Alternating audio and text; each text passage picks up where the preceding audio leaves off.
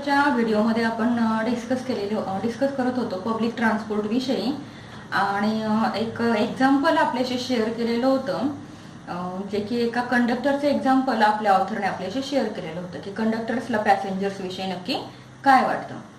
आता अतिशय गमतीशीर इन्सिडेंट आहे स्वतः लेखकाच्याच लाईफ मधला कंडक्टरशी असलेला एक प्रकारचा, आणि तो आपल्याशी शेअर करत आहे. पेज नंबर 16 वरती लास्ट पॅरेग्राफ आपण पाहत आहोत.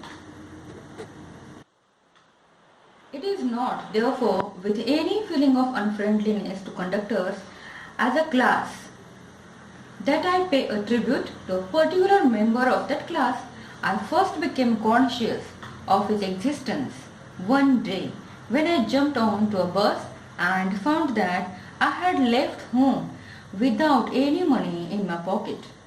Everyone has had the experience and knows the feeling, the mixed feeling which the discovery arouses.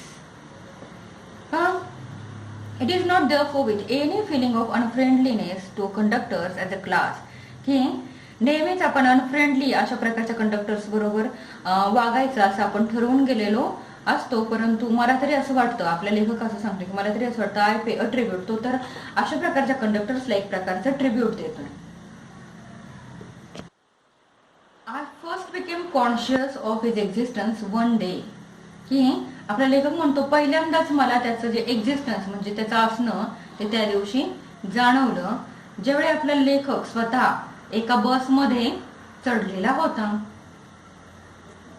And found that I had left home without any money in my pocket. आणि तो ज्यावेळी बसमध्ये चढला होता त्यानंतर त्याच्या लक्षात आलं की आपलं जे पॉकेट आहे ते मात्र एम्प्टी आहे, त्याच्यामध्ये पैसे जे आहेत मनी ते नव्हते, आणि बिना पैशांचा तो अशा प्रकारच्या बसमध्ये जाऊन बसलेला होता. त्याच्या मात्र हे लक्षात नव्हतं किंवा त्याला माहिती नव्हतं की मी पॉकेट घरीच विसरलेलो आहे. Everyone has had the experience and knows the feeling, the mixed feeling which the discovery arouses. प्रत्येकाला अशा वेगवेगळ्या प्रकारच्या एक्सपिरियन्स आलेले असतील बरेचदा, and knows the feeling, की अशा प्रकारचा अनुभव आलेला असेल किंवा त्यावेळेचं जे फिलिंग आहे ते पण प्रत्येकाला माहिती आहे अशा प्रकारचं फील होत असेल.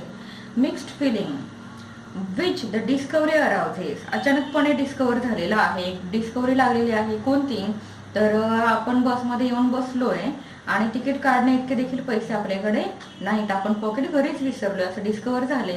आणि मग मात्र जे फिलिंग आहे ते अतिशय गमतीशीर आहे. पहा पुढे. You are annoyed because you look like a fool at the best and like a knave at the worst. You would not be at all surprised if the conductor eyed you coldly as much as to say, yes, I know that stale old trick. Now then, off you get. You are annoyed, की तुम्हाला एकदम उपद्रव झाल्यासारखं वाटतं. Because you look like a fool, की प्रत्येकाला बसमधल्या इतरांना माहिती नाहीये की तुम्ही अशा प्रकारच्या अवस्थेत येऊन तिथे पोहोचलेले आहात. प्रत्येक जण तुमच्याकडे पाहते किंवा मग तुम्ही स्वतःला मूर्ख समजताय. At the best and like a knave याचा अर्थ पहा अ डिसऑनेस्ट पर्सन. डिसऑनेस्ट म्हणजे अप्रामाणिक आहात असं बरेचदा सिद्ध देखील होऊ शकतं, की इतर लोक म्हणत असतील की हा फुकट तिकीट काढतो किंवा तिकीट काढण्याचे पैसे वाचवण्यासाठी अशा प्रकारे करतोय, असे होऊ शकतं.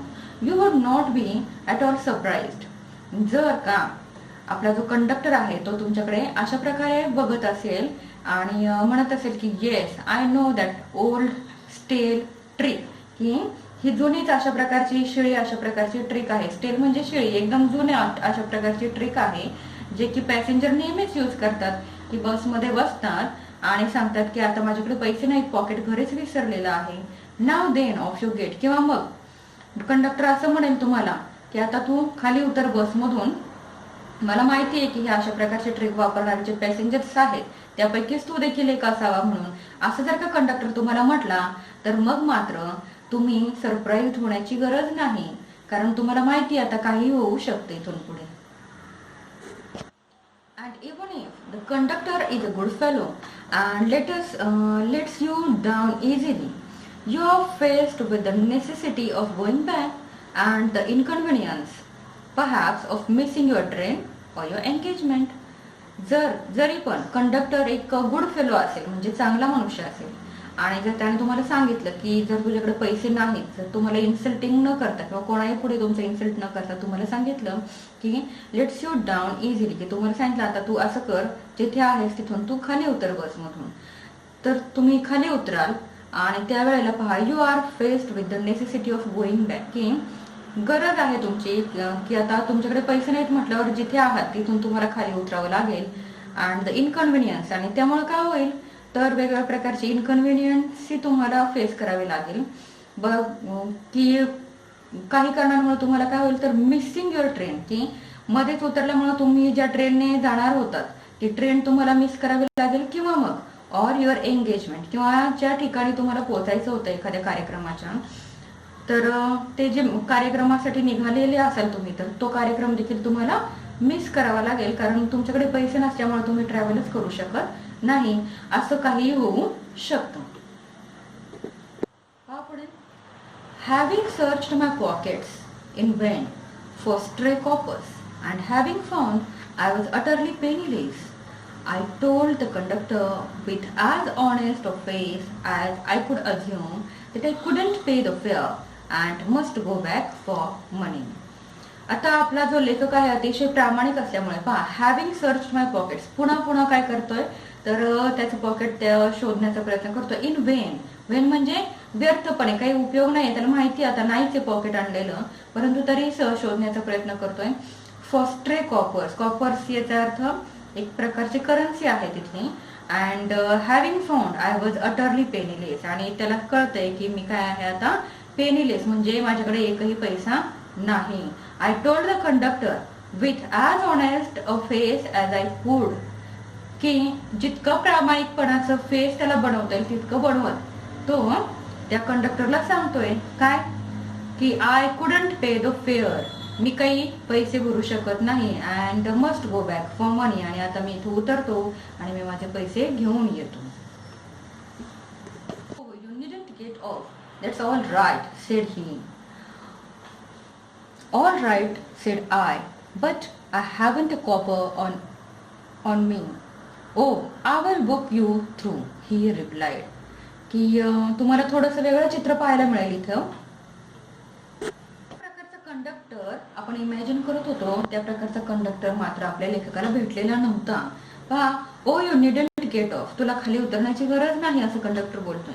दॅट्स ऑल राईट, ठीक आहे तुझ्याकडे पैसे नाहीयेत तर. ऑल राईट सेड आय, आपला लेखक देखील म्हणतो all right but I haven't a copper on me, की माझ्याकडे एकही पैसा नाही. कसले प्रकारचं कॉपर, कॉपर याचा अर्थ मी सांगितलं तुम्हाला की एक प्रकारचे तिथली करन्सी आहे, म्हणून माझ्याकडे काहीच पैसे शिल्लक नाही.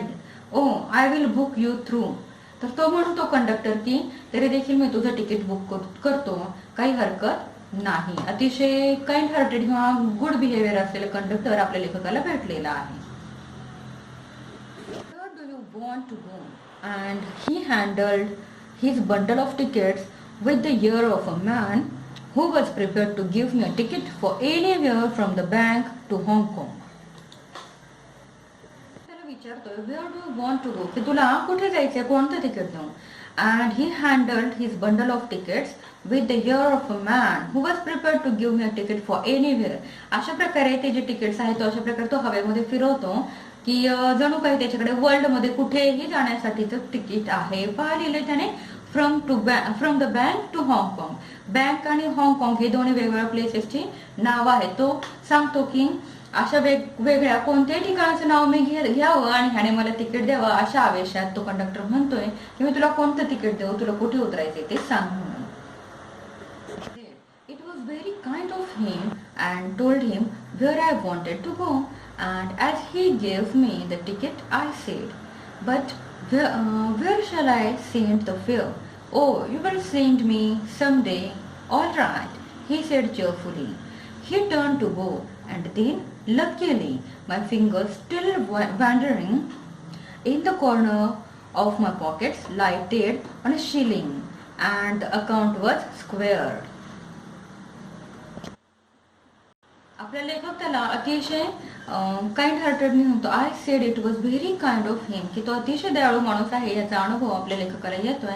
And told him where I wanted to, आणि त्याने सांगितलं की त्याला कुठे उतरायचं आहे, तो कोणते तिकीट हवंय ते सगळं आपल्या लेखकाने त्याला सांगितलं. And as he gave me the ticket I sed, आणि ज्यावेळी त्याने तिकीट दिलं कंडक्टरने आपल्या लेखकाला, त्याच वेळेला लेखकाच्या मनात पुढचा प्रश्न, where shall I send the fare, की जे तिकिटाचे पैसे तुम्ही भरलेले आहेत तर मी ते तुम्हाला कधी आणि कशा प्रकारे परत करू. Oh you will see me some day, all right, तुम्हाला पुन्हा कधीतरी भेटशील त्यावेळी मला दे, काही हरकत नाही, असं तो कंडक्टर बोलतो. ही सेड चिअरफुली, अतिशय आनंदाने बोलतो. त्याच्या चेहऱ्यावर असं काही नाही की आता माझं सगळं कॉम्पेन्सेशन मला मिळालं पाहिजे म्हणून, अतिशय आनंदाने तो हे सगळं करत होता. ही टर्न टू गो, त्याने तो निघालाच जायला किंवा वळालाच. आणि तितक्यात पहा, and then luckily my fingers, की आपल्या लेखकाचे जे फिंगर्स आहेत अजूनही त्याच्या पॉकेट्स मध्ये होते आणि काहीतरी सर्च करत होते की काहीतरी सापडतायत का पैसे म्हणून. आणि असं करत असतानाच पहा, still wandering in the corner of my pockets lighted on a shilling. पहा, शिलिंग म्हणजे एक प्रकारचं कॉइन आहे किंवा करन्सी आहे, ते त्याला सापडतं. And the account was squared, squared म्हणजे पाहिलेले सेटल्ड, की मग मात्र जे काही पैसे त्याला खिशात थोडेफार सापडले तर ते त्याने खिशामध्ये कोणत्या तरी कोपऱ्यामध्ये थोडेसे पैसे होते ते काढले आणि त्या कंडक्टरला दिले, आणि मग मात्र सगळा हिशोब क्लिअर झालेला आपल्याला दिसतोय. But that fact did not lessen the glow of pleasure which so good-natured an action had given me. हे सगळं झालं, परंतु तो इन्सिडेंट इतकं मेमोरेबल ठरलेला असावा आपल्या लेखकाच्या लाईफमध्ये की तो आजतागायत विसरलेला नाही. तो आपल्याशी त्याने शेअर केलेला आपल्याला दिसतोय की अतिशय गुड नेचर्ड अशा प्रकारचं जे ऍक्शन आहे ती त्याला अशा प्रकारच्या कंडक्टरकडून, बस कंडक्टरकडून मिळाली. ग्लो ऑफ प्लेजर, प्लेजर याचा अर्थ अतिशय आनंद होणे, की अशा प्रकारचा आनंदमय इन्सिडेंट त्याच्या लाईफमध्ये घडला. ते पण अतिशय तो टेन्शन मध्ये असताना, किंवा तो बसमध्ये चढलाय, त्याच्याकडे पैसे नाही, त्याचा कसल्याही प्रकारचा इन्सल्ट झालेला नाही, तर चांगल्या प्रकारची वागणूक त्याला त्या कंडक्टरने दिलेली आहे. तर मित्रांनो, आपण आहोत आता पेज नंबर 17 वरती. इथून पुढचा जो पॅरेग्राफ आहे त्यासाठी आपण बनवूयात पुढचा व्हिडिओ. व्हिडिओ जर आवडला असेल तर लाईक, शेअर, कमेंट आणि सबस्क्राईब करायला विसरू नका.